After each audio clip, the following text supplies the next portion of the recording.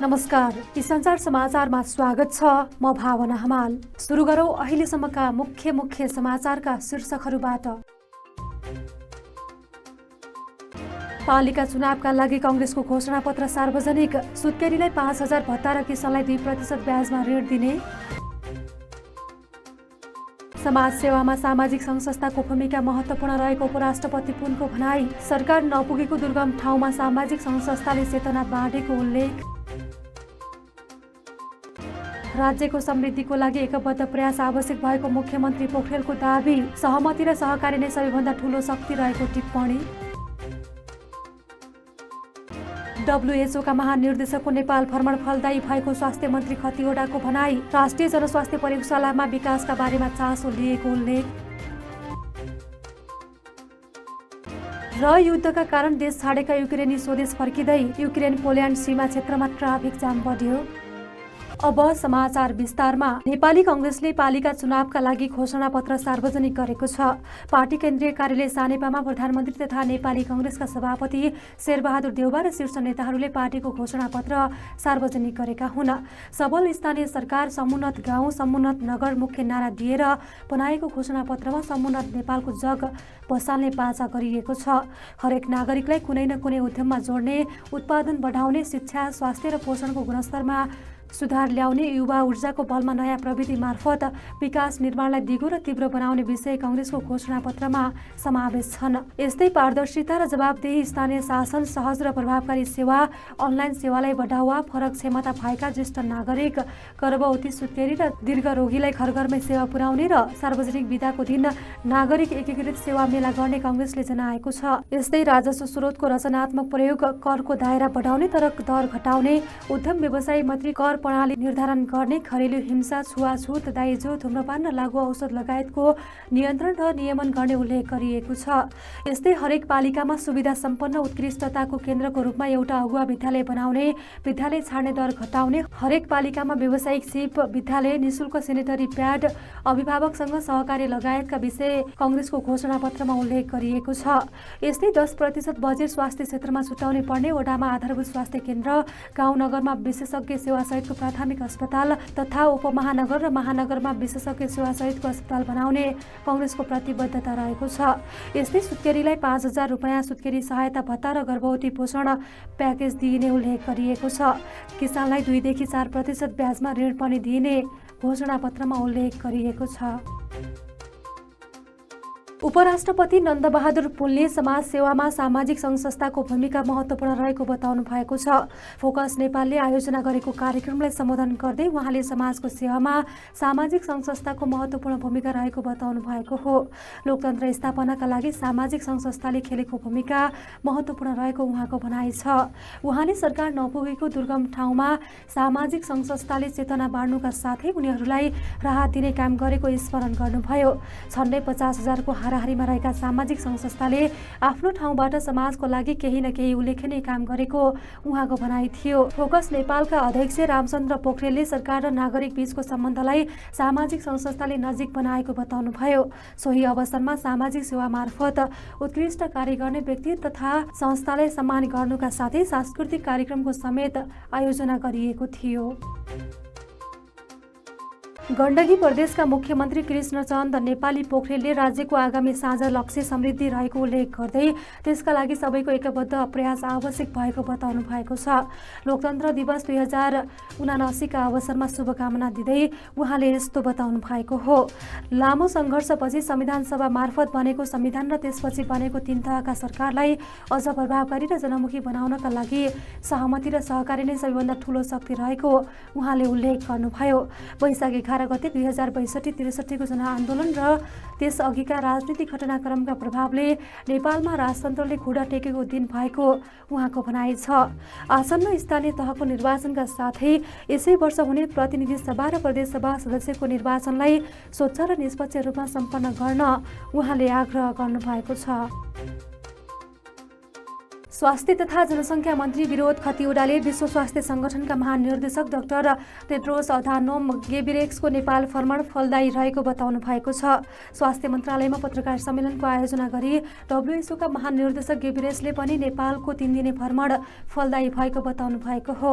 गेब्रेयेसले भेटवार्ताका क्रममा राष्ट्रिय जनस्वास्थ्य प्रयोगशाला विकासका बारेमा चासो लिएको खतिवडाले बताउनुभयो। आधुनिक आनुवांशिक प्रयोगशालाको विकास गर्न उपकरण तथा प्रशिक्षणमा सहयोग गर्ने इच्छा जाहेर गरेको मन्त्री खतिवडाले जानकारी दिनुभयो। उहाँले पर्याप्त स्रोत साधन र दक्ष जनशक्ति सुनिश्चित गर्दै आगामी दिनमा जिनसेम्बे सिंह प्रदेश स्तरसम्म पुर्याउने योजना रहेको बताउनुभयो।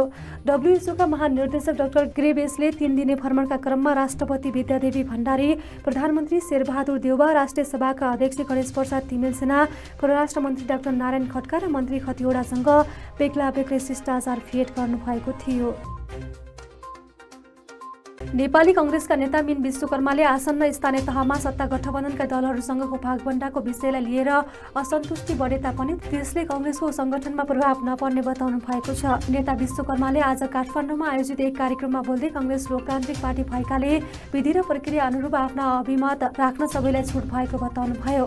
उहाँले अहिले स्थानीय तहका नेता कार्यकर्तामा केही असन्तुष्टि देखा परे पनि उम्मेद्वार मनोनयन दर्ता भएपछि सबै सहज हुने बताउनु भएको छ। स्खलित हुँदै गएको पार्टी भनेको नेकपा एमाले भएकाले आसन्न स्थानीय तहको निर्वाचनमा एमालेसँग डराउनु पर्ने कुनै कारण नभएको नेता विश्वकर्माले बताउनु भएको छ। उहाँले जनताले बलिदानपूर्ण योगदानबाट प्राप्त लोकतन्त्रको रक्षाका लागि गठबन्धन भएको समेत बताउनुभयो। काठमाडौँमा मेलम्ची खानेपानी आयोजनाको पानी वितरण आजदेखि फेरि सुरु भएको छ। खानेपानी तथा सरसफाई मन्त्री उमाकान्त चौधरीले बिहान नयाँ बानेश्वरबाट पानी वितरणको शुभारम्भ गर्नुभएको हो। वर्षायाममा बाढीले पुर्याएको क्षतिपछि मर्मत गरेर आजदेखि फेरि मेलम्चीको पानी काठमाडौँको धारामा वितरण सुरु गरिएको हो। गएको चैत 29 गते मेलम्ची खानेपानी आयोजनाको मुहानमा रहेको सुरुङबाट पानी सुन्दरी जल आइपुगेको थियो। आयोजनाको पहिलो चरणमा मेलम्ची नदीबाट दैनिक 17 करोड लिटर खानेपानी काठमाडौँ उपत्यकामा वितरणका लागि 26 किलोमिटर भन्दा लामो सुरुङ तथा पानी प्रशोधन केन्द्रको निर्माण कार्य सम्पन्न गरिएको थियो। मेलम्ची खानेपानी आयोजना निर्माण सुरु भएको झन्डै 22 वर्षमा अघिल्लो वर्ष पानी काठमाडौँ आइपुगेको थियो। तर गएको असार 1 र साउन 17 गतेको बाढी पहिरोले मेलम्चीमा क्षति गरेको थियो। पछिल्लो समय लगातार ओह्रालो लाग्दै आएको शेयर बजार आज आइतबार भने उच्च अङ्कले बढेको छ। शेयर बजार परिसूचक नेप्से आज 95.46 अङ्कले बढेर 2420.91 बिन्दुमा पुगेको छ। सबै समूहको शेयर बढेको दिन बीमा, जलविद्युत, फाइनान्स, विकास बैङ्क र माइक्रो फाइनान्स समूहको शेयर उच्च अङ्कले ओह्रालो लागेको छ। आज कारोबार रकममा पनि सुधार आएको छ। 238 वटा कम्पनीका 46,39,000 किता शेयर 2 अर्ब 53 करोड 12 लाख रुपैयाँमा कारोबार भएका छन्। सबैभन्दा धेरै सानीमा बैंकले प्रोमोटर शेयर 22 करोड रुपैयाँमा किनबेच गरेको छ।